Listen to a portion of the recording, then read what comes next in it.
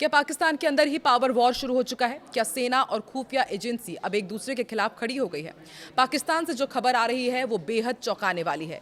देश के दो सबसे ताकतवर स्तंभ सेना और आईएसआई अब एक दूसरे से टकराते नजर आ रहे हैं। नमस्कार, मैं हूं आकांक्षा और आप देख रहे हैं न्यूज़ 18 का डिजिटल प्लेटफॉर्म। जी हां, पाकिस्तान में सेना और आईएसआई एक दूसरे से टकराते नजर आ रहे हैं और इस टकराव के केंद्र में है आसिम मुनीर। तो आखिर हो क्या रहा है पाकिस्तान के अंदर? क्या ये सिस्टम के टूटने की शुरुआत है? क्योंकि रिपोर्ट्स के मुताबिक पाकिस्तान की सेना और आईएसआई के बीच तालमेल तेजी से बिगड़ रहा है। सब कुछ इनके बीच ठीक नहीं है। इंटेलिजेंस फेलियर, गलत ऑपरेशंस और बढ़ते आतंकी हमलों ने हालात खराब कर दिए हैं। बताया ये जा रहा है कि आसिम मुनीर ने आईएसआई को साफ शब्दों में चेतावनी दे दी है कि या तो आप रिजल्ट दीजिए या तो फिर नतीजे भुगतिए।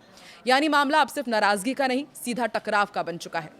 दरार क्यों आई है, आप भी ये जानना चाहते होंगे, तो आपको ये भी एक्सप्लेन करते हैं कि इस टकराव की सबसे बड़ी वजह बताई जा रही है इंटेलिजेंस की लगातार नाकामी। खासकर ऑपरेशन सिंदूर के बाद आईएसआई पर सवाल और बढ़ गए। बताया जाता है कि इस ऑपरेशन की भनक पाकिस्तानी एजेंसियों को लगी ही नहीं। यही नहीं, देश के अंदर भी कई हमलों को रोकने में आईएसआई पूरी तरह फेल रही, जिसकी कीमत सेना को जान माल के नुकसान से चुकानी पड़ी।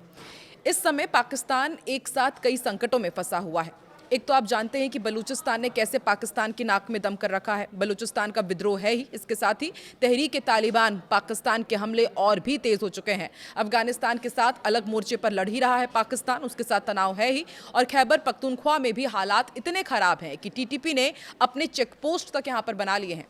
यानी कि एक तरह से सरकार के अंदर समानांतर शासन चल रहा है। और सबसे बड़ी समस्या, सेना को सही इंटेलिजेंस नहीं मिल पा रहा है कि आखिर सेना करे तो करे क्या। और अब ऐसे में जो पूरा सिनेरियो बन गया है वो मुनीर वर्सेस आईएसआई का हो गया है। अंदर क्या चल रहा है ये भी आपको बताते हैं। दरअसल सूत्रों के मुताबिक आसिम मुनीर अब आईएसआई में बड़ा फेरबदल करने की तैयारी में है। माना जा रहा है कि टॉप अधिकारियों को हटाया जा सकता है, नई टीम भी बनाई जा सकती है और इंटेलिजेंस सिस्टम को पूरी तरह बदला जा सकता है। लेकिन जाहिर सी बात है, आईएसआई इस फैसले से खुश होगा नहीं, यानी कि तनाव अब और बढ़ सकता है।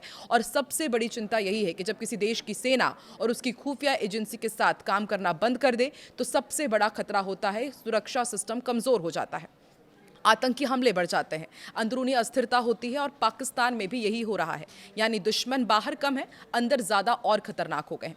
अब सवाल ये है कि क्या ये टकराव सिर्फ चेतावनी तक सीमित रहेगा या फिर पाकिस्तान के अंदर एक बड़ा पावर स्ट्रगल शुरू होने वाला है। अगर सेना और आईएसआई की दरार और बढ़ती है तो इसका असर सिर्फ पाकिस्तान तक नहीं रहेगा, पूरे क्षेत्र की सुरक्षा पर पड़ेगा।